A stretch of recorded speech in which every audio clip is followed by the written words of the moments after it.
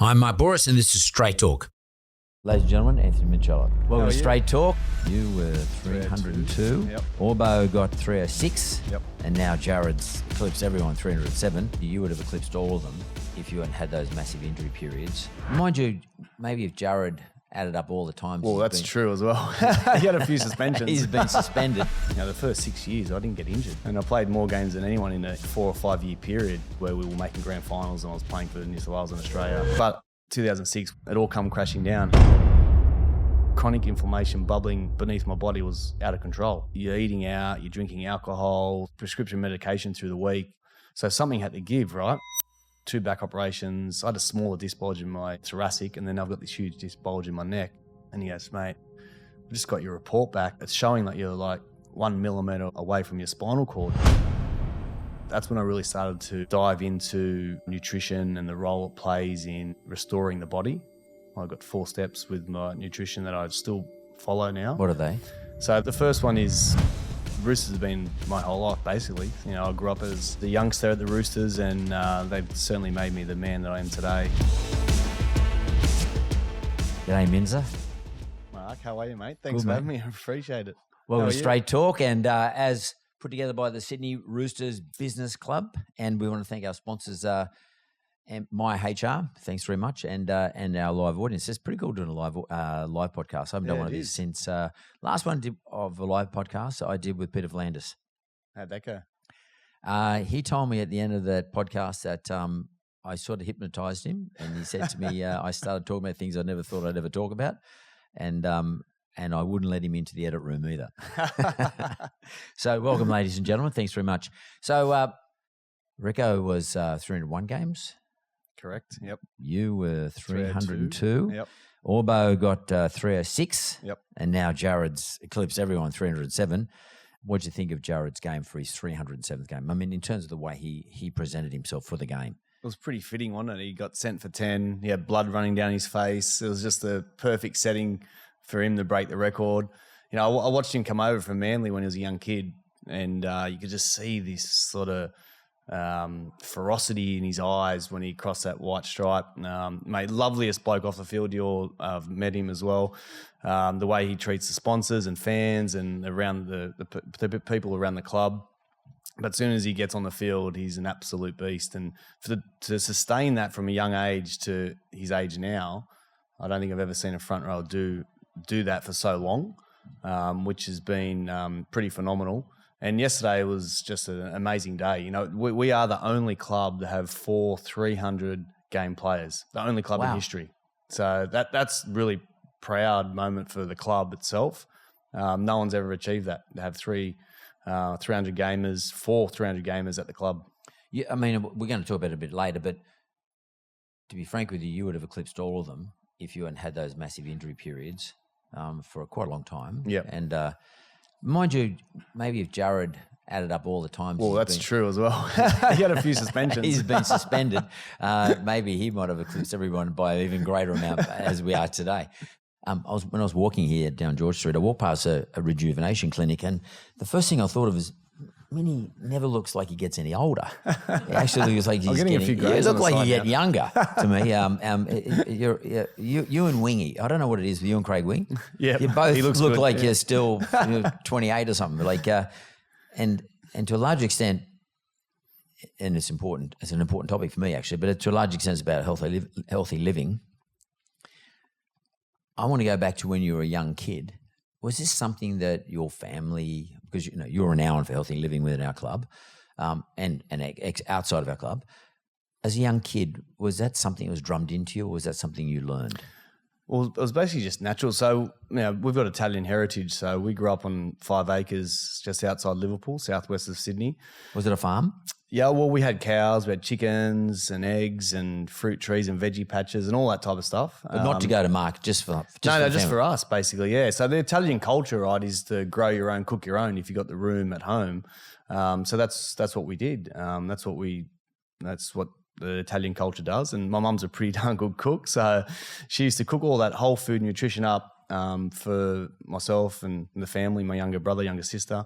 And without even knowing it, how healthy it was just how we lived our lives, you know. So, and now I think back to my childhood, you know, I never got sick. I played many different sports, never seemed to get injured at all. And then I signed with the Roosters at 16. And I wasn't a big guy in the NRL. I was like, I had to push heavy weights and eat heaps to keep muscle bulk on. And, you know, when I made my first grade debut at 19, you know, the first 6 years I didn't get injured basically at all. And I played more games than anyone in a 4 or 5 year period through that period where we were making grand finals and I was playing for New South Wales and Australia. But it all come crashing down. And when I was 26. 206, yeah. If I go back to Anthony Minichiello as a kid growing up in Liverpool on 5 acres, and you know Mark's your younger brother. Yep. And you got a sister as well. Younger sister, yeah. Younger sister. Yeah, she's the youngest. Yeah. I often thought to myself, if I was trying to create a perfect specimen of a fullback, and I've often thought this. I mean, apart from having the genetics to play the position, and like someone like you or Teddy and all those, you know, Slater, they've got some genetics associated with this. I thought to myself, gymnastics is a good base. Totally. Who got you into doing gymnastics? What's the story? So that was my main sport as a young kid, was gymnastics and little athletics. And Mark as well? So Mark started league when he was 6 or 5 almost, like just went straight into rugby league. But I didn't want to play rugby league at that age. And my auntie's sister was a gymnastics coach out at Macquarie Fields. They had a big gymnastics centre out there. And my mum just enrolled me and I just started doing tumbling and trampolining at the age of 6, 7. And I did that from 6 to about 11. And I was going to state for tumbling. And state competitions. State competitions for tumbling. And I was going to state for long distance. I was cross country. I was 3K, 1500. So I had a good aerobic base from athletics, but then I had sort of the power core foundation from gymnastics, which gymnastics game. I think gymnastics and athletics and to an extent ballet as well, they're all foundation sports that really springboard you into other sports as you get older. So when I went into rugby, I started league at 10 because my mates at school said, well, we're joining the local rugby league team, come and join. So I know, yeah, well, my brother plays, I might join. So I joined and, you know, the aerobic fitness, I felt like I was fitter than everyone because of the long distance running that I was doing. And then I had this sort of quickness and sharpness that was developing because my brother went to state for 100, 200 and I went to state for 1500, 3K. And as he got older and had a growth spurt, he moved into the forwards and I sort of started to get faster. And the explosive power definitely come from gymnastics. I remember you when you were playing. Well, obviously I remember when you were playing. When you're playing, you're used to bounce off people. And I want to talk to you about that in a moment. I want to know if that was actually a strategy. So I don't know whether you just hit people and bounce back because of the weight difference or whether you actually hit people and bounced and turned and then kept running as a part of your strategy, as a tactical. Let's talk about it now. I mean, it was a pretty obvious thing. And Teddy does that a little bit too. Was that a thing? Was that an Anthony Minichiello like tactic? Well, you know, gymnastics, they teach you how to fall and dive. And like, you know, when I was 6, 7, 8, like I was, you know, sprung floor in the gymnastics center and they're teaching you how to just jump and dive and roll and like they teach you all that type of stuff and tumbling and all that. So like being in space and twisting and all that just come natural to me. Like jumping trampolines and doing backflips and all that type of stuff was just normal because I did it for when I was so young. So, you know, that teaches us spatial awareness, like, you know, speed as well. It creates power. So when you're in a game of rugby league, if you got that acceleration, that creates the power, that creates the tackle breaks, and then being able to find little gaps and fall on your front and always land on your front, that twisting motion as you're going down, that all was natural because I did it over and over again in gymnastics. So it wasn't like a thing. It was just because of the repetition in gymnastics and the tumbling and the trampolining that I did and diving and falling and rolling and all that type of stuff. Definitely brought it over to the league circles for sure. But it seems to me that you had a pretty big engine as well. playing fullback, you got to have a big engine, and because fullbacks cover more kilometres than anybody else in the game. Do you put down your big engine to, again, is it genetics? Did Mark have a big engine? He was a big dude, but I don't know whether he had a big engine on him. Maybe he did. But do you put that down to the fact that you were more of a distance runner? Because often, I remember Jack Gibson used to say to me, the best rugby league player is someone who can do 400s, run 400s, like at speed. Yep. If you can run 400, like not a 100-meter sprinter, but a 400 runner. Do you put much weight in that discussion and the fact that you were a 1,500 runner? Well, the long distance running definitely helped my cardiovascular fitness. There's no doubt about it. But because growing up on a farm, like we're never inside. Like we had motorbikes, and back then it was slug guns and all that type of stuff, and paddy bashes and cars. And I like to chop wood. That was one of my chores. So I was always outside. Riding bikes, driving cars, chopping wood, all that type of stuff. So that just builds up natural fitness, and then add in the gymnastics, then add in the long distance running. So when I first got to the Roosters and we do pre-season, I was always up the top echelon of the fitness drills. Well, let's talk about the beep tests. Yeah. Where were you in the beep tests?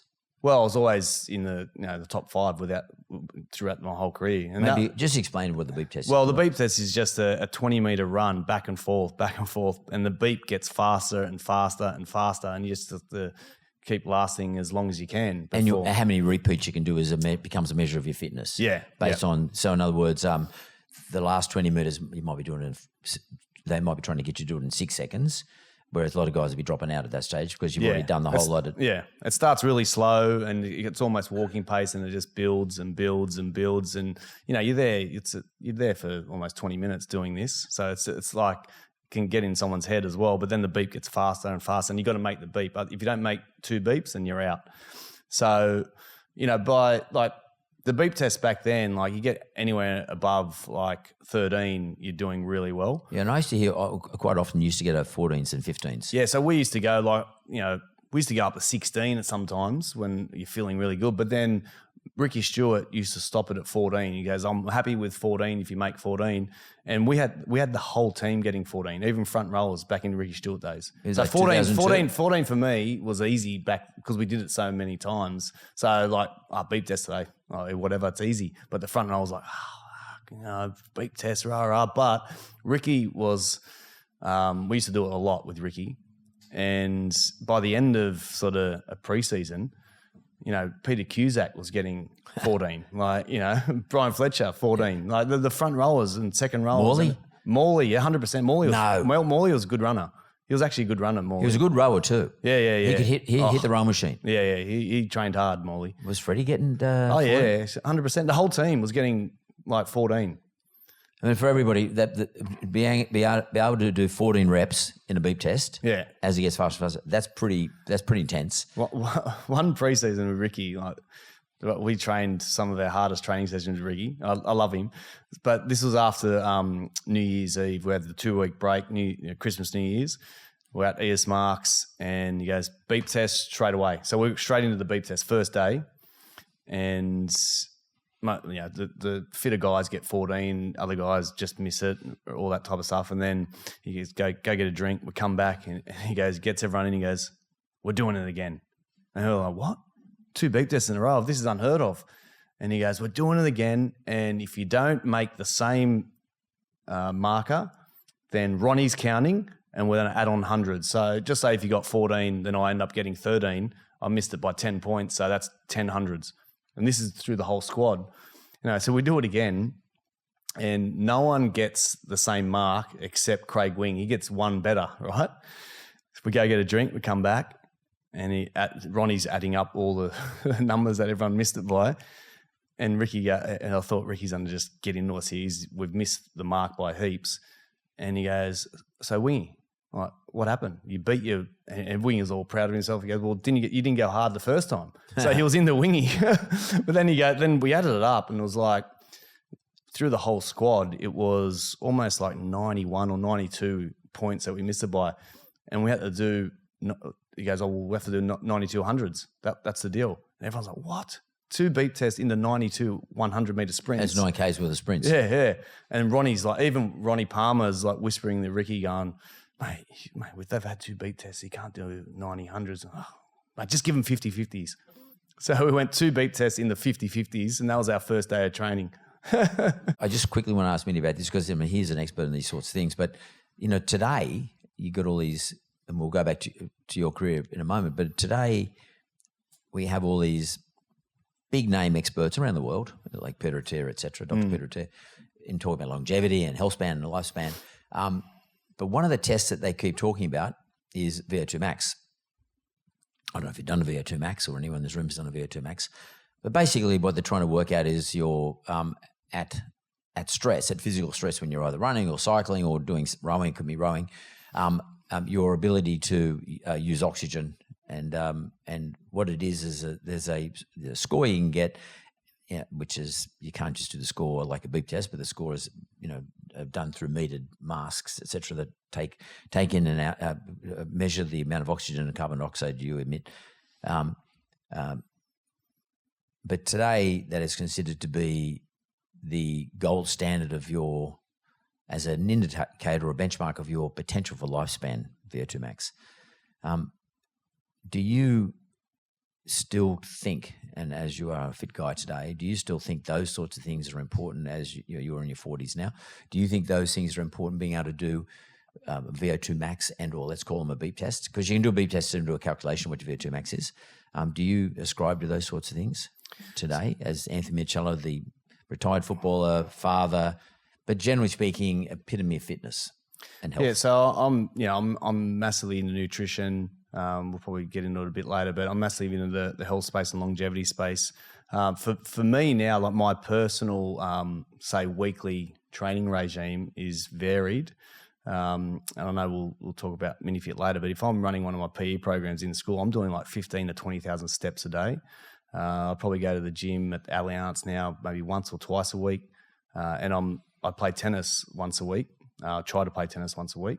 I'm loving the tennis, and then that's basically. So I'm always moving. I'm always doing at least 8 to 10,000 steps a day, just every single day. So movement for me is massive. It's huge. The body's born to move. So if we stay stagnant or sit in a chair for too long, then all your tissues start to mold to what you do most. So movement is huge for me. So I don't really actually flog myself too much anymore in the gym or go hard at any cardio. My hardest probably is tennis. Or if I just go for a sprint on the treadmill for a bit, just a short burst, and then do some weights or something. What would that be like? Would that be like a 2-minute sprint? Yeah, I get on the it's just a self-prepared sort of. Yeah, I know the one. Yeah. So I'll do like a 15 to 20 minute sprint, have a break. 15 to 20 minute sprint. 15 to 20 minute sprint. No, second. Not 20, no way. So 15 to 20 second sprint. Just, giving the body some type of adversity. With all the longevity stuff too, it's like, heat therapy, cold therapy, fasting, giving the body some type of hormesis, it's called. So some type of adversity, which really activates your longevity genes and keeps you younger for longer, all that type of stuff. And then, there's heaps of stuff that you can do for your own health, like, that you're in control of every day. The biggest one is what food you put in your mouth, how much sleep you get, hydration, all those things done consistently over time. That's when you get the real benefits. Not just do it for a period of time, then stop, and period of time, then stop. So with me, I'm big on nutrition and hydration. I try and get 8 hours sleep a night. I try and schedule in something that I love once a week, which is tennis. And then I move consistently, at least 8,000, 10,000 steps a day. And then, lift some weights every now and again for better, testosterone production, all that type of stuff. So I do a variety of things to keep myself sort of fit and healthy. If I go back now to Anthony Minichiello, the young kid at school, which school did you go to? Liverpool Pats. Liverpool. Patrician Brothers. Patrician Brothers, Yep, Liverpool. And you were playing footy there for the school? Yep. Were you a good student, or was school not something you gave a damn about? Not really. I was all about sport. Like PE was my favourite lesson, obviously. I actually wish I focused a bit more on my studies, but I never sort of had the focus to study. I was always focusing on playing sport. Liverpool Patrician Brothers went to year 10, and then the year 11 and 12 school was called All Saints, which was at Casula down the road. So I remember I was in year 10, and I was in the science lab with one of my other mates who was a bit naughty, and we had these water bombs, and we're doing some experiment, and we ended up throwing them at the blackboard, and the teacher walked in and kicked us out, and we actually got suspended for a couple of days. But 2 weeks prior to that, I got invited to play. Arthur Beetson invited me to play in a trial where we trialled again with the Roosters. We trialled at Henson Park, and I remember But as an SG ball, or it was for SG ball, yeah. in those days it was under 15s or under 16s? Yeah, I think it was under 17s. Under 17s, was it? 17s or 18s, I think. Yeah, I was 16, yeah. And I remember playing that game, and look, I was right centre back in the day. I played centre. And look, I played okay. I went looking for the ball. I did lots of dummy half runs, but nothing special. I went back to school, and I was just wondering, I didn't wonder if they'll call, whatever. And I ended up getting suspended. And I got home, and my dad just went off, and he just bought me a new car. Well, it wasn't new. It was a Laser TX3 where I chipped in half and he did the rest. And he goes, "That's it, I'm selling it." And, I was doing all the chores for the next week because I was off school. And I remember the second day in, Brian Kenevan rings the phone, the home phone back then, and my mum answers, and they put me on, and he says, "I would like to offer you a 2-year contract." Anyway, so I got offered a 2-year contract at 16, and I remember telling my family, and anyway, all was forgiven about the suspension at school, and I had the rest of the week off, and I thought I was killing it, and I was like, "This is what I want to do. I want to obviously play first grade for the Roosters now." And I remember my dad saying, "Look, that's all well and good. You can play footy. There's no dramas there, but you either finish year 11 and 12 or you get yourself a trade as well." So, obviously being all about sport and not focusing on school studies too much, I went, I'll get myself a trade. So my dad drove me around to lots of different. I liked woodwork and metalwork back at school as well, and so we drove around to lots of different joiners and cabinet makers around Liverpool and Hoxton Park and Austral and plenty of Italian ones around. Yeah, so there's lots of Italian ones around. But like I had to finish early every day to go train. Because I had to drive on the old M5, which is almost one lane, and to get on Canterbury Road and go to Henson Park or go to ES Mark. So it was over an hour to get there. So I had to leave by 3 o'clock, and most of the tradesmen or the bosses were like, "Nah, if he's doing an apprenticeship, then no, he's got to work till 5." Anyway, so I reckon we went around to about 20. My dad just kept going. My dad just kept driving another one. Anyway, we found this guy who was Italian, Dominic Camira, West End Kitchens out at Austral. And he said, "Yeah, I'll give him a go. No dramas. He can start at 7 and he can finish at 3. And he can do TAFE on Thursdays and all good." So I was obviously getting up at 6:30 and driving out further west to work, and then leave at 3, and then try and race into ES Marks by 4:15 every day. And then on Thursdays I would go to TAFE, and TAFE finished at 5 as well, but I'd leave at 3 in the afternoon tea break. And my teacher cottoned onto me and goes, "Mate, what are you doing? You're leaving at 3 every week. What's happening? What are you doing?" I said, "I'm going to footy training. I'm playing for the Roosters." And he was like, "Mate, that's no career. Like, this is a career. What you're doing now, this is a career." Anyway, so I was like, "Okay, righto, mate." Kept leaving at 3, and I made first grade at 19. And what was it like to meet someone like Jack Was it Jack or Arthur? Artie, Arthur, yeah. you said. Artie beats I always him. like to meet someone like Arthur. But did you know who he was? I mean, you're a 16-year-old kid. I mean, did you know who Arthur was? Not at the start. No. Did you follow rugby league? Like, did you have a club? Yeah, I used to love Laurie Daly. Like, Right. I used to follow the Raiders because I loved Laurie Daly, the way he played. And then my mum used to film every game of ours, like my brother's footy games, my sister's netball games, my games. So a talent scout come up. Well, I was playing for East Valley United.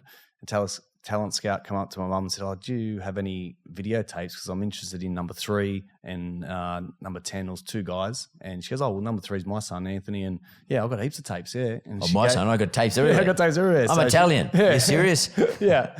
We show these every Christmas. So she gave them to him, and then he took those tapes back to Arthur.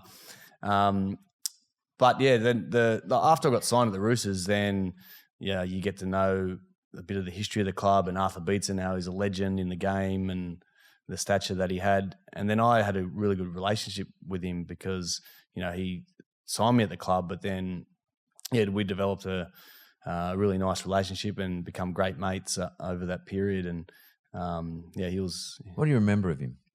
Oh, he had a big aura. Like, he just lumbered into the room, big guy, and you could just, as soon as Artie walked in, you knew he was there.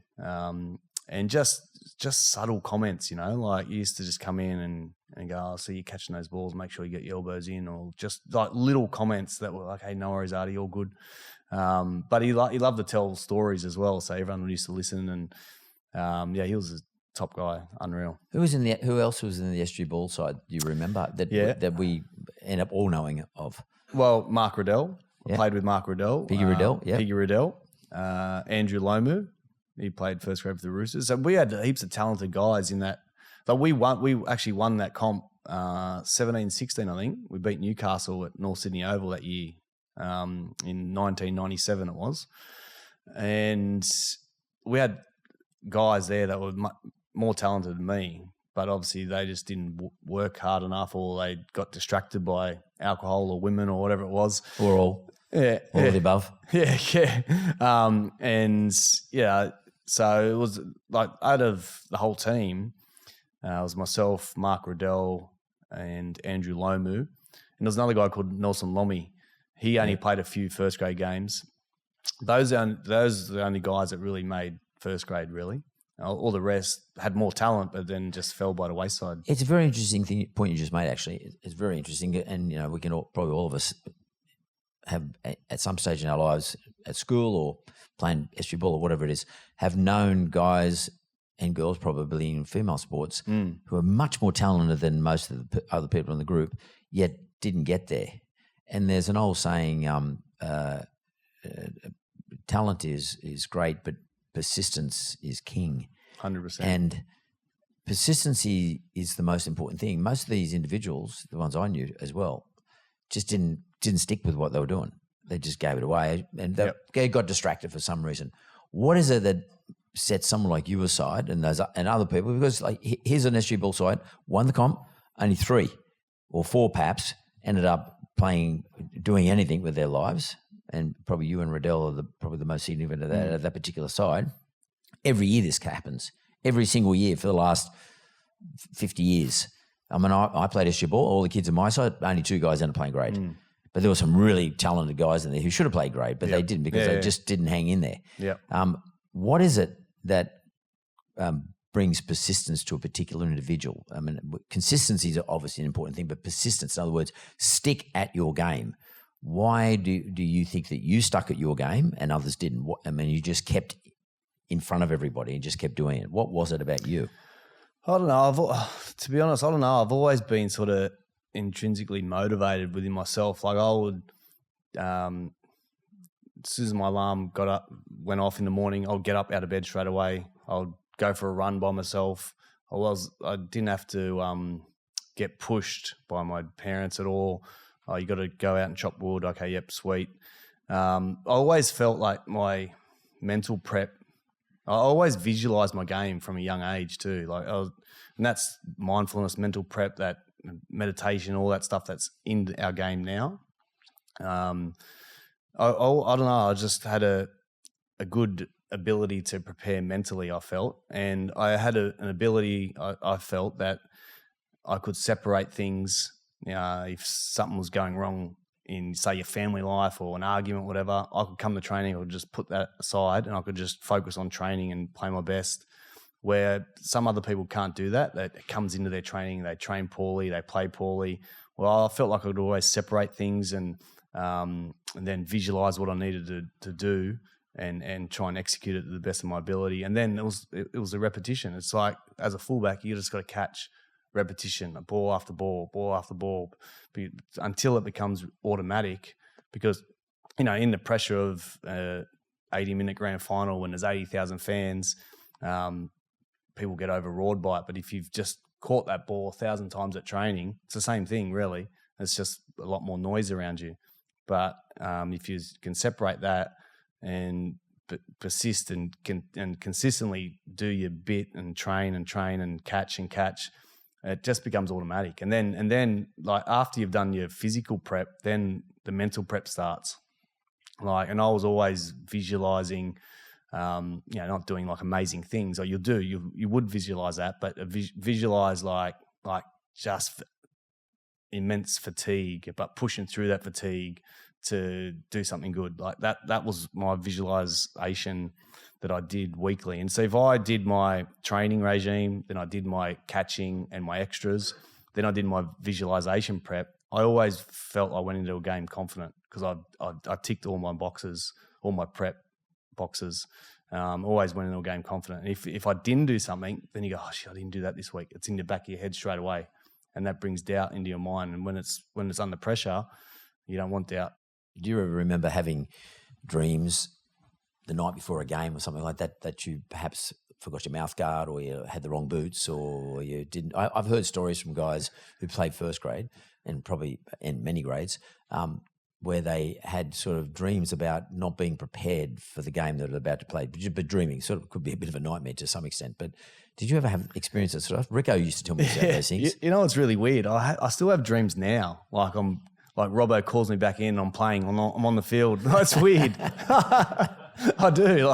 I've not all the time, but it happens sort of quite regularly where you get one more shot and you play well, or you feel like you're out of the loop and you're, oh shit, I'm going to this big game. Did you get anxious about it? Yeah, you wake up and you go, oh shit. Was that real? Yeah, I know, yeah. No, I have some of those now still. Yeah, but I'm thinking back when I was playing, I think I was okay with all that type of stuff, but I have more now, I reckon. And would you say that your ability to, you just said if you had some drama somewhere, you could actually separate that from what it is, the task at hand, get on with the task at hand, and perhaps deal with the drama after it. That compartmentalization that you were using, do you think that's a bit of a superpower of, say, well, in your case, someone like you? Because I know other people who do the same thing in business and all sorts of things. Compartmentalization of something, in other words, park something, deal with it later.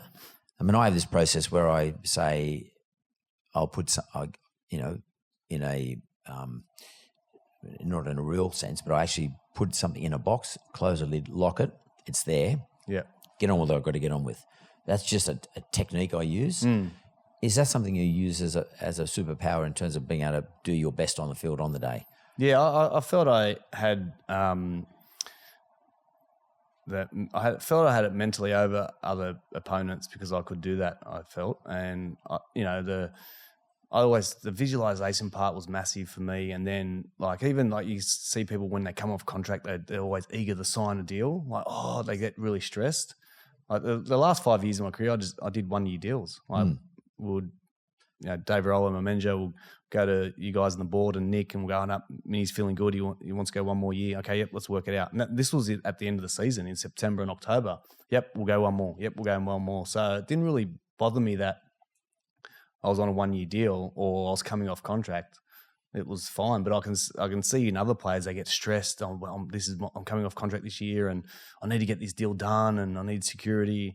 That's why I've always felt I've seen other players get stressed in different areas, and I always felt that my mental prep was not better than others, but I could really excel and jump other players in that area, because in the NRL now, everyone's pretty much physically matched up pretty well. Like, they're all strong, they're all fast, they're all powerful, but it's how you prepare in your head that really elevates you from good to great. That's very interesting. And you said confidence, your own confidence relative to perhaps, say, the confidence others didn't have. I know this is going to be a hard question to answer, or maybe not a hard, complex question to answer given personalities, etc. When you ran on a field, which front rower have you played with in terms of either for Roosters or Origin or Australia that would give you the most confidence? Because, like the smaller guys, the guys out of the back, they've got the big guys up the front. Yep. Which dude comes to your mind? Oh, well, it's pretty easy. Both of them are pretty equally there that I'll have in any team as my front rowers, which will be Adrian Morley and Jared Waerea-Hargreaves. Those two would be my front rowers any day of the week at any player in the NRL that's ever played. And, of course, both of them the nicest blokes off the field. They are. That you'll ever meet. Yeah. Wouldn't say shit for a shilling. Yeah. But what was the common characteristic perhaps for those two that when they're on the field? Well, as you mentioned, off the field, they were just like the loveliest blokes. Like, buy you a beer. Even Morley, even like back when the early 2000s, wrestling wasn't in the game that much. And then it sort of filtered into the game where we did wrestle sessions. I remember Morley, he just used to cuddle you and just put you down to the ground and didn't want to hurt your teammate. Where now wrestle sessions are a bit different, right? The boys go hard. But as soon as they get into the change room, same with Jared, and they cross that white stripe and they run out and play, they're just absolute beasts. Like Morley, his eyes used to flicker, and you can see the glint in Jared's eyes, how focused he is. You want to be playing with them, not against them, I played against Morley in 2003 when we played. It was the last Ashes series ever played. So it was Great Britain versus Australia. And you probably remember this, where Great Britain kick off and I think Darren Lockyer catches it, passes it to Robbie Kearns. Anyway, Adrian Morley's 5 metres in front of his line, of his own teammates, 5 metres in front, coming down the bash, Robbie Kearns.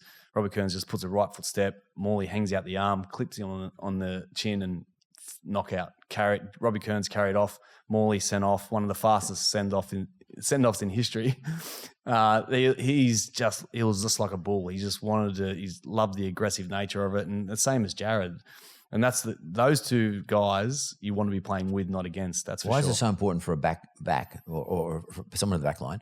Why is it so important for you to have these guys up front? Well, they're the engine room, right? So they set the platform, set the tone of the game. So we're the little guys. We can't, make big hits. So I'm at fullback, so I don't tackle that much.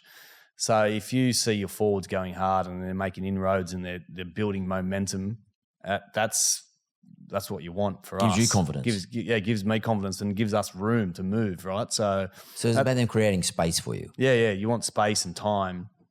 And that's what happened in Origin too, where the forwards got on a roll on and they were pushing the Queensland forwards back. And as soon as you spread it out wide, then the defence is on the back foot. So you've got time and space, and that's what you want. And, the forwards obviously create that. For the people in the room, perhaps you can explain something, and it's often something I look at sort of more in a mathematical sense, but blokes like Joey, Freddie, those great halves always look like they've got more time than everybody else when they've got the ball in the hand. Yeah. But is that because the forwards are creating the space for them? Because space and time are sort of related. So the more space you got, the more time you got. Yep. So look, because it always looks like everyone's hanging off them. I mean, and by the way, same applied for Lockyer and et cetera. I mean, we're like Queensland players are equivalent because the forwards were making that space for you? And how important is that in terms of selection? Oh, so it's so important. I would say those 3 players that you just mentioned, Joey, Freddie and Lockie, they're the best players I've ever played with equally. But they're all different players, right? And I think those 3, even though the momentum wasn't in our favour, those 3 could actually turn the momentum. That's how good they were. whereas you need the forward roll on, which we just spoke about. But Joey was he was a massive thinker, so he would just work 3 players over, get them tackling, and he'll just mention to me, just stay on the inside, tackle 4. And you would have outside support ready inside in me, but he would get those 3 players tackling on the inside for the last 3 tackles. So they're tired already, and then Joey will go to the line and weave his magic and just pass it inside to me. And there's a half gap or a gap there where I'll go through. At pace. At pace, yeah. He was all speed, but he had he was a massive thinker. So he would get to A, veer to B, get these guys tackling. He was unbelievable. Even that Origin game where he kicked the ball back, hit the post while I swooped in. He actually told me about that. I roomed with him that 2005 series where we called Joey back in game 2, playing at Homebush, and he said, Billy Slater, fullback, mate, really good fullback, smart. I'm going to kick to the corner for 20 minutes, and he's going to start hugging the corner to get the ball in the full. I'm going to kick back and try and hit the post. I want you swooping down the middle. I went, yeah, sweet. So anyway, he kicks, 20 minutes, kicking to the corner. Billy Slater starts hugging the corner.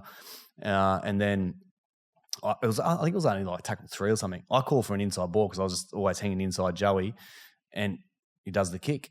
And what do you know? Hits the post.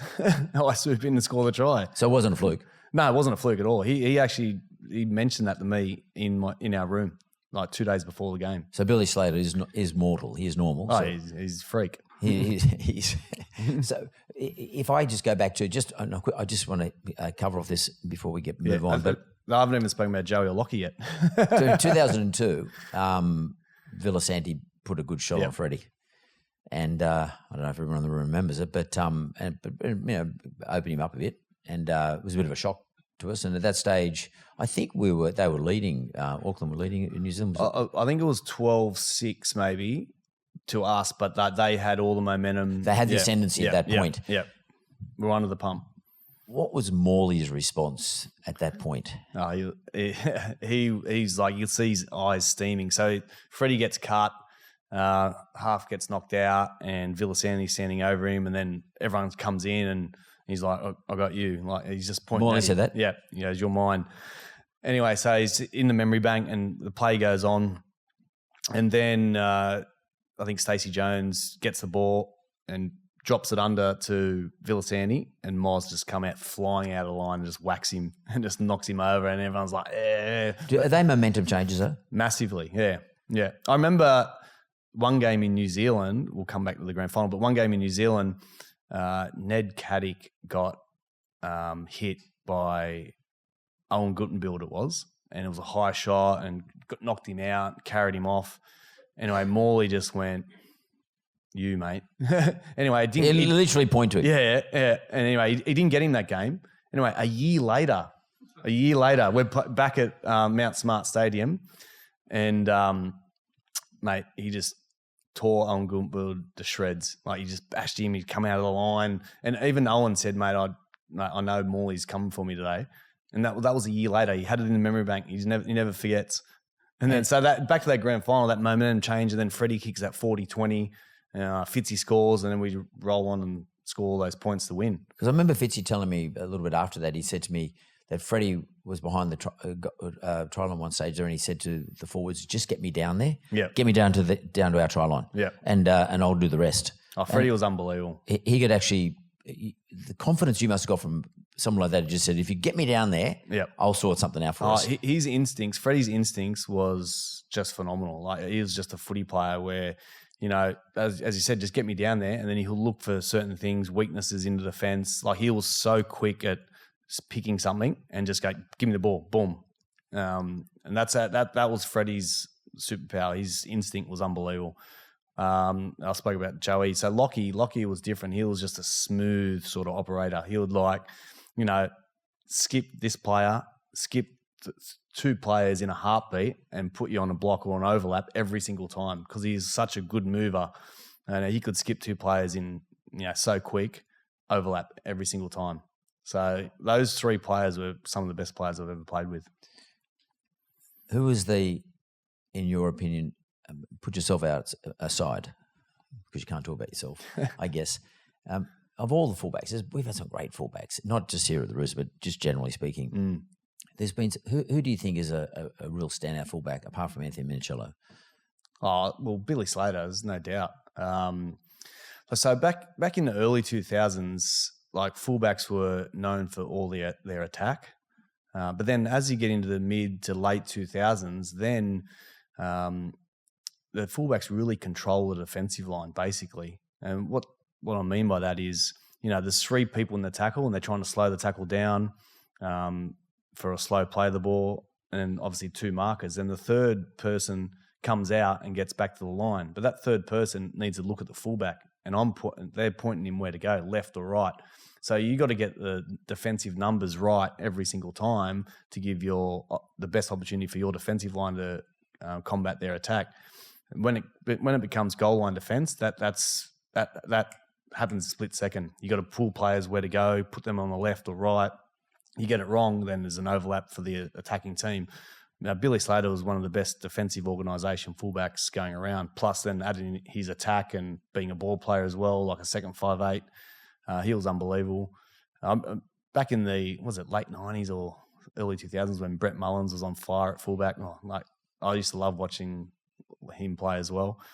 But there's been so many wonderful fullbacks. But that's the big thing in today's game is how they can control the defensive line. Basically, the defensive line is yours as a fullback because you're controlling and putting the players where you need to put them. Which means they've got to be super fit because they've got to be sort of... You got to think under fatigue. Yep. And especially goal line defense, right? You're doing 40-metre sprints just in case they get around the defensive line for you to cover.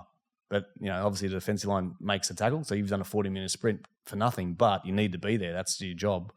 But then you need to look at the defensive line, see where the players are, like left, right, pull that guy there. So you're under fatigue, but then you need to organise the line as well. Billy was pretty good at that. And I dare say, I don't dare say, I definitely say that you and Teddy's very good at that too. He was unbelievable at that, yeah. He's still unbelievable at it. And you saw a lot of great fullbacks come through. Of course, we put Roger on the wing for a while, and then it was the process. We put him on the wing. Yeah. You were on the wing for a while. Luke Phillips was fullback, I think. He was fullback 2002. I think wasn't he fullback in the game where we played Brisbane too, in the grand final. We played. 2000, yeah. 2000. Yep. And I actually talking about good defenders. I remember Wendell Saylor. Yeah, hurtling down, and right. Luke just he's not a big guy, nailed him like completely nailed him. I thought because he was one of the hardest players to tackle, Wendell Saylor. I can imagine in his day. He's a beast. Oh, unbelievable! He was fast, he was huge, and he had lots of skills. Yeah. So like the general process. I don't know about this whether this is the case in other clubs, but at our club anyway, you play wing for a while and you get tutored into the fullback position. And so Roger was playing on the wing. Were you playing fullback at the time? What happened was in 2002, we won the comp, and then in the preseason that year, Luke Phillips retired, right? And we thought Luke Phillips was still only 27, 28. Well, what are you doing retiring? Because his shoulder was stuffed. And I said, what are you doing retiring? And you're 28. He goes, mate, I've been lying about my age for years. I'm like 34. Serious? That's what he did, yeah. He used to lie about his age. Anyway, so he retired, and then in the preseason, we had Justin Hodges, remember, right centre, and he played lots of fullback at the Broncos before he came to us. And Ricky goes, mate, what do you think about playing fullback? And I'm like, yeah, give me a crack. Yeah, I want to get the hands on the ball much more. And he goes, I'm thinking about you or Justin Hodges. And I said, oh, mate, give me first crack. Anyway, so he did, Ricky, and I always praise Ricky for this because that sort of elevated my career to the next level where I made Origin that year. So my first ever game at fullback was the World Club Challenge over in England when we played in 2003. Yeah, 2003. When we were off the back of winning in 2002. Correct, yeah. And we went on to smash St Helens, 38-0, and that was the start of my fullback career. And then later that year, making the Blues squad at fullback, and that was it. That was the start of the fullback career. And then in 2014, when it was my sort of last year, I sat down with Robbo at the start of the year, and he said, we want to sort of get Roger a bit more involved. What do you think about whenever we go across the 50-metre line when we're attacking, you go to right wing, Roger comes into fullback, and then all the defensive organisation, all the defensive play, you're at fullback, Roger right wing. And I went, yeah, no dramas. If that, that sounds like a plan. I moved to the right wing. I think I scored more tries on the right wing that year. That's good. But it worked really well to give Roger a taste of playing fullback in that attacking zone where you can do some ball playing and just feel out how much running he needs to do before he takes over in 15. So that worked really well. So I think it was 2006, 2007. Let's talk about your injuries. I mean, you had a horrific 2 or 3 year period with your back. Yeah. And I seem to recall you had 2 back operations. Is that right? Yep. I've had 3 now, but you had 2 during. Yeah. Most of this would be career-ending back operations. Just tell me quickly. I mean, given your abs are so strong, I mean, you've been a gymnast, you're a professional sportsman, very conscious about your health and strength and speed and etc. I'm sure in those days you're probably doing lots of agility stuff and lots of stretching, etc. Why do you think you got a back problem? Was that caused by game or was it genetic? No, so I'll tell you the story. So obviously I had that good foundation of when I was a kid, whole food nutrition and all that type of stuff. But as soon as I signed the Roosters, I moved out of home at 18 and I started living in the city with the boys and all that type of stuff. So you're burning the candle at both ends, right? So you lose that home cooked meals. You're eating out every night. You're eating poor quality food. Who are you living with? So... in 2004, who was in the house? 2004, we called this house the House of Grouse. It was in Bondi. We had a big 5-bedroom house. It was myself, Brett Finch, Chris Walker, Mick Crocker, Todd Payton. And so that was a pretty mad house for a year. And I remember we got the house and Ricky goes, no, you're not living together, no way. And we're like, well, you can't really tell us where to live. If we're playing bad, then we'll move out. That's the deal, Rick. And he goes, all right, done. All right, you play well. We were on fire that year. But go back to 2006 where the breakdown happened. So, you're eating out, you're drinking alcohol on the weekends and even prescription medication through the week. Everything like back then. Like Voltarens and those. Yeah, Voltarens and sleeping tablets, they were all around. And 2005, I had some flare-ups in my lower back. So, but prior to this, right, we had professional nutritionists and dietitians on board and all that type of stuff. And so I was always lean. I was the leanest bloke in the team. And they were saying, what were you, 90 kilos? What were you? I played at 88 kilo. 88 kilos. 88 kilo. But I was still really lean. Skin folds always the lowest. And they were just saying to me, "Oh, you just got great genes and genetics from your parents and grandparents. You're one of the lucky ones. You can basically eat what you want, all that type of stuff." So, in your early 20s, when you get told that, you think you're bulletproof, right? So I was drinking all weekend and eating out and eating whatever I wanted, and I wasn't getting injured through that 2000 to 2005 period. So I thought I was bulletproof. I can do whatever I want because I've got great genes. But in 2006, it all come crashing down. 2005, I had some flare-ups in my lower back, got an MRI. There was 2 bulging discs, L5, S1, L4, 5, 2 lowest discs in your back. And I remember Liz Steed, our physio, was like, you got to look after your back. You got to make sure. And I was like, yeah, it's all good. I didn't even care about it. I just kept doing what I was doing on and off the field. And then it went from back spasms one time for a day. Then it went to 2 or 3 days where they were back spasms. And then in 2006 preseason, I was just in a scrimmage down the South Coast, and I just did this little click. I just got checked. It wasn't even like a bad tackle or anything. And I had this nerve pain running down my left leg, and I took 2 weeks to get over. And this was leading into the season where we were playing South Sydney for the first game.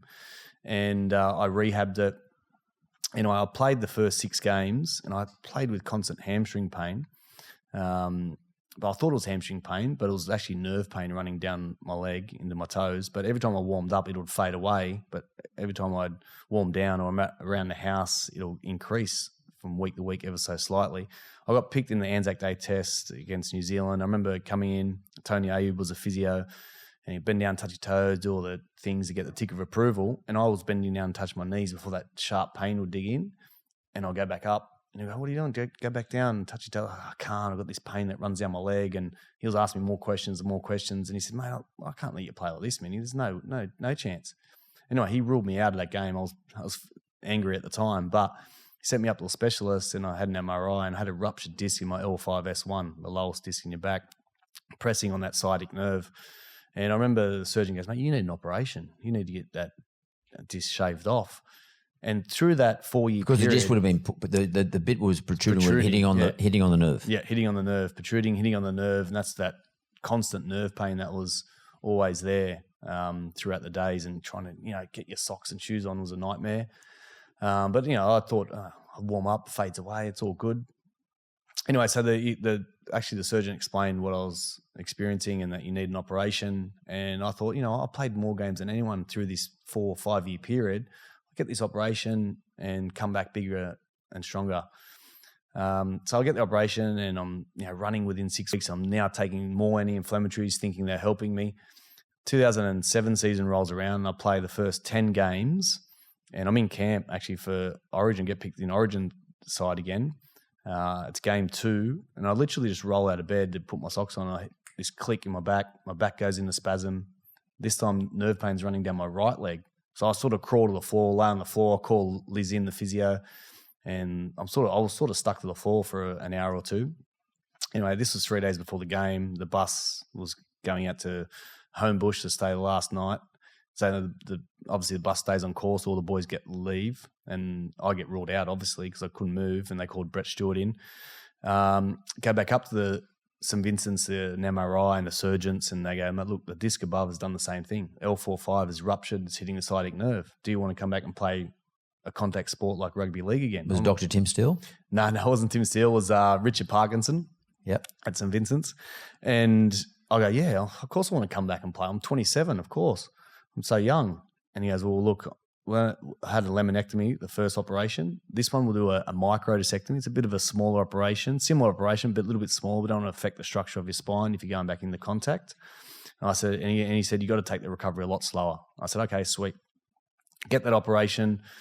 I take the recovery a lot slower, but I still hadn't connected the dots with lifestyle and nutrition and all that type of stuff yet. I was still doing the same things, anti-inflammatories, morning and night, 2 in the morning, 2 at night. I was doing 4 a day. I had stomach ulcers and everything developed a year after that. Anyway, so 2008 season rolls around, and I'm preparing for that season. I play the first 6 games. I'm on the bench press, and I just push out a rep 3 days before a game. I sort of pinch a nerve in my neck. You don't really think too much of it. Go out and play that game. Towards the end of the game, I get the water bottle, I squeeze the water out. I felt like my wrist and hand just didn't have any power. I was like, that's weird, right? And I finish the game off, tell the doc, and they're like, that doesn't sound right. Like, knowing your back history, maybe we should get an MRI. That was a Sunday night game. Monday, MRI. And I didn't think anything of it. I'm training on the field. It was a Tuesday night. We're doing scrimmage against reserve grade. And our physio, Tony Ayub, comes running out down the tunnel, and he's screaming my name, Mini, come off. And I walk over to him, what's up? And he goes, mate, we just got your report back. You've got a significant disc bulge in your C5, C6 vertebra. And it's showing that you're 1 millimeter away from your spinal cord. Anyway, so I was basically in shock. I had 2 back operations. I had a smaller disc bulge in my thoracic, and then I've got this huge disc bulge in my neck. And we sit on the side of the stadium, and a million thoughts are running through your head. Go back up to St Vincent's, and they do another MRI. And this is when the surgeon was looking at my spine, and he was like all your discs, they're black. Someone that has a healthy spine, they should be white. They're your cushioning system for running, grappling, sprinting, all that type of stuff. Yours are all dehydrated. This is why they start to bulge out, tear, and rupture. And I was like, okay, well, how do you fix it? How can I fix it? How can I rehydrate my disc again? And he was like, it's pretty hard to rehydrate one, let alone all of them. So we got access to all the best specialists. You go see another one, They're all giving me the same answers. And I remember I met my wife prior to this, and she's always asking me, but you got to find out the reasons why your discs are black and someone else's isn't. Like that why kept ringing in my head. So I just went on. I just tried to find anyone to give me some answers or how to repair my body. And I went conventional, holistic. I saw heaps of different people. And towards the end of that journey, I found, he's a good friend of mine now, Aaron McKenzie. He's got a training studio in Bondi Junction. I've been there. Origin of Energy. He does all the gymnastic stuff. Yeah, does all the gymnastics and functional movement type training. This is 2008, where functional movement training wasn't really in rugby league yet. And he sat me down. He didn't even ask me once about my injuries. He asked me about my childhood and what I ate and all these lifestyle questions, which I thought was weird at the time. But he was trying to get a picture of how strong my foundation was as a kid and what I'm doing now to improve my body. And he said to me, you can repair your body if you're willing to make some sacrifices and do things consistently. And I was like pretty much invested in that straight away because, I was still on contract for another year at the Roosters. And I had 3 spine injuries in the last 3 years. I played minimal amount of games. So I started training with him where the last part of our session, he would film it, send it to my phone, and I would bring my phone into the Roosters gym, put it up in the corner, and I'll do all this sort of functional type movement training, which was all weird back then because it was all how much can you lift and squat and all that still.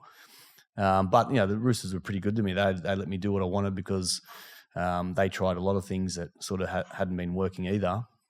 So I felt the 2009 season now rolls around and I felt stronger in my core, ready to start the season and try and push out a full season this year.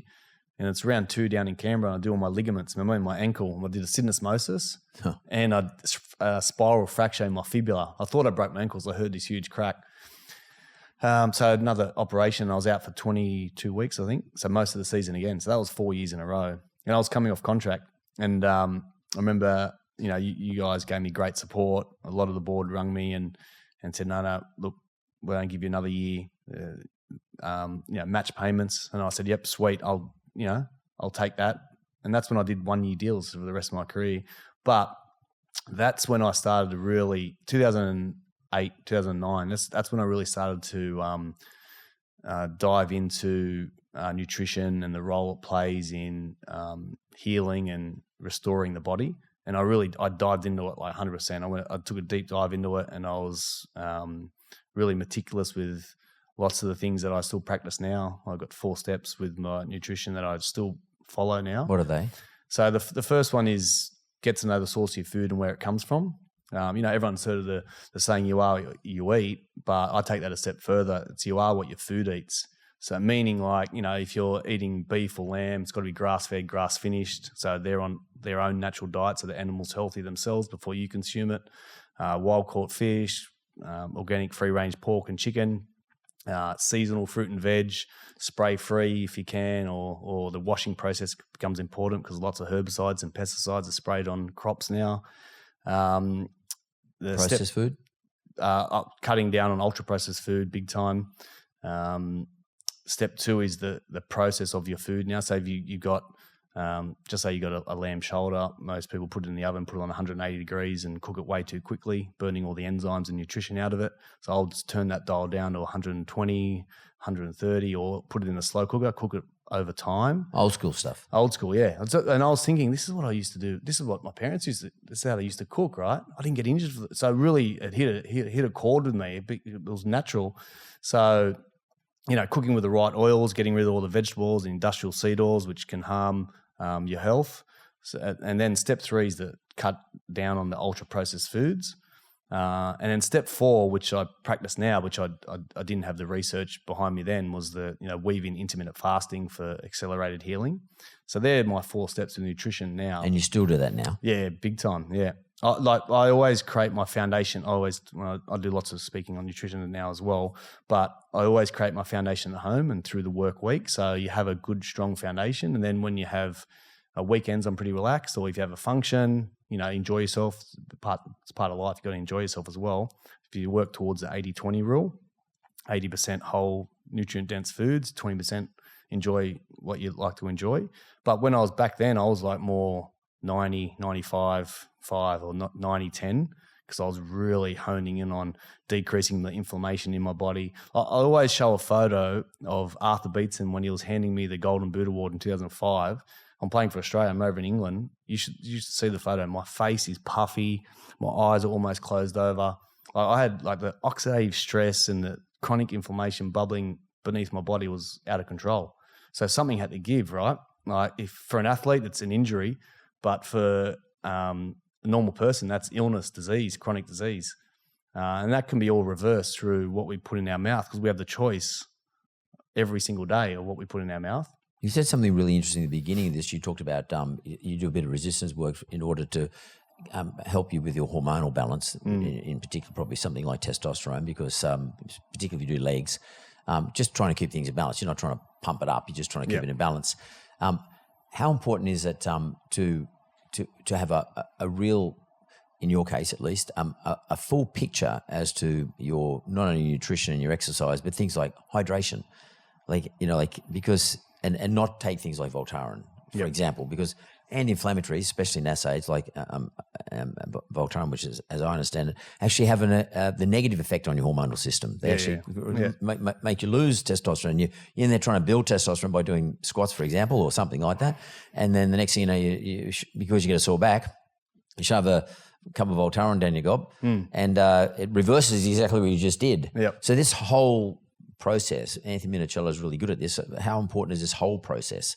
Oh, massively. Obviously they have a short-term benefit if you got a really acute sore back or whatever it is, you take a Voltaren, it gives you some ease.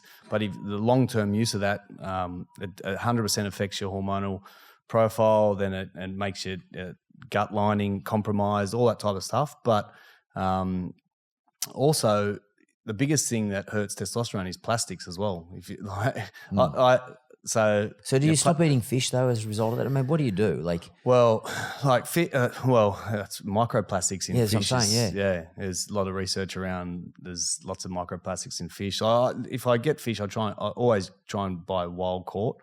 But even then, still there's some effects of microplastics in the ocean, no doubt. But the things that you can control more from your grass-fed, grass-finished beef and more animal products rather than seed products. But the thing is, if you put everything together, right? So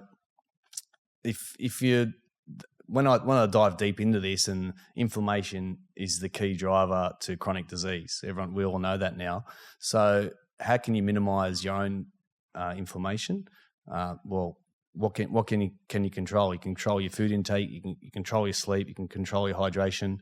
And natural sunlight's important, but then like the plastic thing, like drinking out of plastic bottles consistently, all the skincare and all these products, right? That have just little microtoxins in them. But if you're consuming poor quality produce, you're drinking tap water, you're getting 6 hours sleep, you're not getting that much sunlight, using conventional products. These are the things that all add up. And as we age, the detoxification systems in our body, that slows down. It's just the aging process. So in your 20s, you can get rid of stuff quite easily. 30s still, 40s starts to slow down, 50s. And that's when your toxic load just keeps building and building and building. And then what happens? Shit, I've got chronic disease. I've got type 2 diabetes. I've got this autoimmune disease. Where did it come from? It's just an accumulation of what we've done to ourselves over a number of years. I've gone deep into it. So my household, I'm all natural products, and my whole house is filtered. And so I'm meticulous with all this. But then I'm not like obsessed. Yeah. So anyone knows me. We're on a sponsor trip. I'm having 1,000 beers. I'm enjoying my time, right? But I know that my foundation is strong because I practice this every day. And you keep coming back to your foundation. Yeah. Week. So I always keep coming back to my 4 steps that I'm meticulous with at home with my nutrition. Then try and decrease all the crap that's around. Train, 8 hours sleep, hydrate, good quality water. Reverse osmosis filter at home, stop trying to drink out of plastics. I had a mate whose testosterone was really low and his estrogen was really high, right? This is from blood tests. Anyway, so he actually cut out beer, and he cut out drinking from plastic bottles and plastic food containers, got rid of all that. And his testosterone went up and his estrogen went down just from the plastic use and cutting out some beer as well. I mean, we haven't talked about your family, and you have a wonderful family, and I don't think we'll talk about them today, but I could talk to you for hours. But in the interest of everybody's time, what's Mini do now? I mean, apart from you helping us at the Roosters, and we see you all the time down the grounds, and you obviously always beautifully attired, and you're a great representative of our club. What does Mini do day to day then? In terms and you said earlier on you do 10 to 15,000 steps a day. What are you doing to get those 10 to 15,000 steps up with the kids in particular? Yeah, not your kids, other kids. Yeah, my business is MINIFIT. Yep. So I just registered the name MINIFIT in 2010 because obviously throughout the injury period, I was like, shit, what if I don't come back? I don't want to go back to cabinet making. That wasn't really what I wanted to do. But I love, playing sport, obviously, and working with kids. And Roosters used to do lots of holiday clinics. So I thought, MINIFIT, what a great name. I'll just register that. And then in 2012, I sort of worked with a friend who was in the PE space in schools, and she helped me get one school. It was East Lakes Public School, where I used to go in there once a week and run a PE program. But I used to get someone else to run it for me as well because I was still playing footy. But then when I retired in 2010, I still worked full-time at the Roosters, and I always say my transition was smooth, but it was still like a 4-year transition, I felt, for me to run my own business and feel comfortable doing that. So the transition was smooth, but I was at full-time at the Roosters and I had MINIFIT on the side, and I started running holiday clinics for the club industry. So during the school holidays? School holidays, yep. So clubs like Wenty and Mounties and Rugby Workers Club and all these big clubs that spend money on community, I will go in there, run a holiday clinic for them on their field. And that was really starting to take off. And then I sort of started to transition from the Roosters more into my own business and start to grow that, because I always felt like I wanted to grow something of my own. And then a few years after that, I had an email from a past teacher of mine, Year 6. He was my Year 6 teacher and footy coach, and he was obviously he's a primary school teacher. He'd been working in Hong Kong for 18 years teaching, and he was moving back to Australia. And he said, you love the Roosters and followed your career, and I see you've got MINIFIT now. Are you thinking about going back into the school system? We should have a coffee. And so I've got him on board now, and he's one of my head PE teachers that writes the program to the syllabus, and we've gone into the school program. We found in the public school system, they outsource a lot of their physical activity, where they don't have PE departments anymore like the private schools do. They just have PE coordinators, and not many teachers want to really teach PE anymore. And in the syllabus, you got to have a minimum of 150 minutes of physical activity per week for the kids. Really? Yep. Each kid? Yep. So that's like two PE class, a PE class, PWSA on Friday, and then there has to be something else in there. So a lot of the public schools, they outsource to companies like ours, where we come in once a week and run a 10-week program for them. In a term? In a term, yep. So we'll go there, say a school on a Wednesday, and we'll go 9 to 3, and we roll 2 or 3 classes will come out, and we roll out the whole school in that day. If it's a big school, we'll go there 2 days a week. But my model is PE teacher and athlete delivering the program. So the school loves that there is a PE teacher, accredited PE teacher running it, and then an athlete, which is the kids love. Oh, he's a Rooster. And I employ a lot of the young Roosters through Sheridan here, and the NRLW girls, and because every under 21s player needs to be working or studying, otherwise they're not allowed to play in the NRL. So there's an access of a lot of the kids that want to work and have their working with children checks, and so I employ it's quite them regulated. Now. Yeah. So that's great. So the kids love there's an athlete there. School loves it. There's a PE teacher there.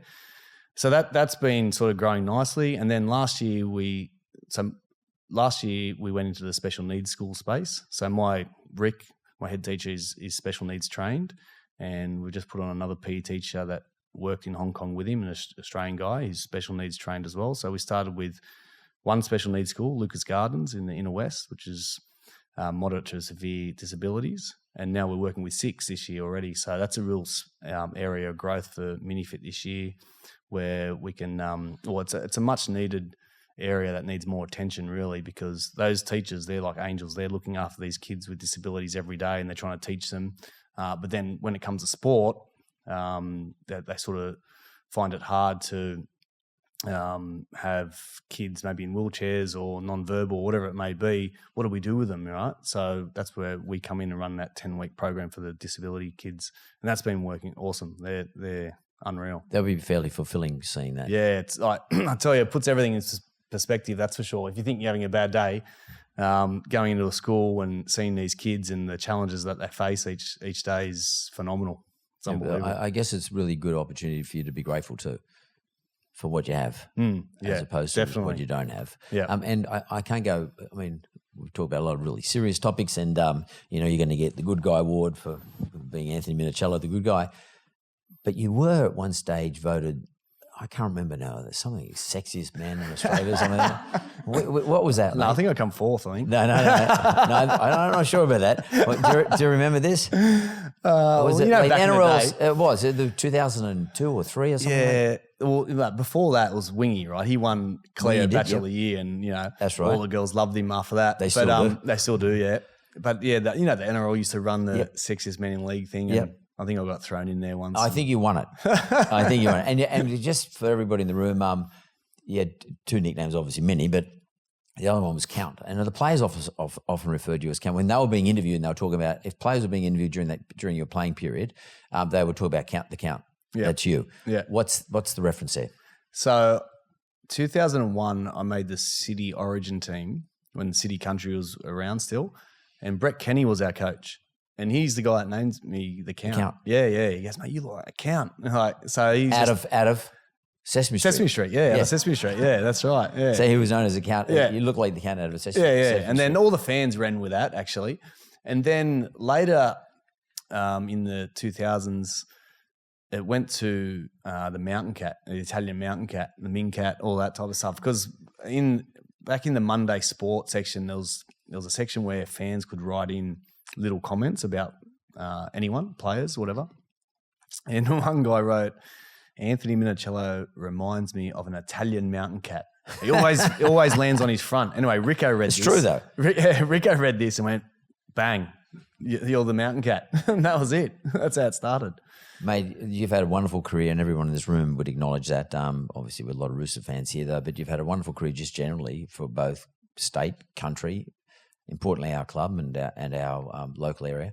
But you're also a great, in fact, you're a prodigy of rugby league in that not just your own rugby league talent, but I'm not talking about just talent. I'm talking about the outcome of Anthony Minichiello today, being able to get through adversity and come out the other side probably much better than you were prior to yourself going into adversity, and being able to be grateful and have a great family and build a great career post-rugby league and still maintain your fantastic and probably one of the most elevated reputations in rugby league. You never really got yourself in any trouble, or at least that we know about. Well, there was no social media back then. It was great. but in real terms, and I think, and I'm sure I'm talking on behalf of everybody here and everybody who supports the Roosters, that we think you're just a wonderful example of what it means to be a Rooster. Thanks very much, mate. I appreciate it. Thanks, Mark. Thanks for having me. It's the Roosters have been my whole life, basically. I grew up as a youngster at the Roosters, and they've certainly made me the man that I am today. And obviously through adversity, that's when you learn and evolve and adapt. And that's through that mid part of my career, that's where I sort of started to educate myself a little bit more through those injuries. And I had massive support, obviously, from my wife and my family. And it's been a wonderful ride, mate. So I appreciate you having me today. Ladies and gentlemen, Anthony Minichiello.